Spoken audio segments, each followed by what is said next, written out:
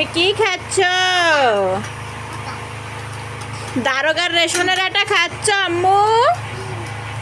দারোগার রেশনের আটা খাচ্ছ?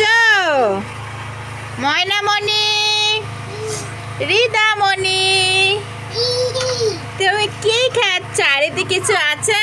দেখেন তো সবাই কি খায় ময়নামণি।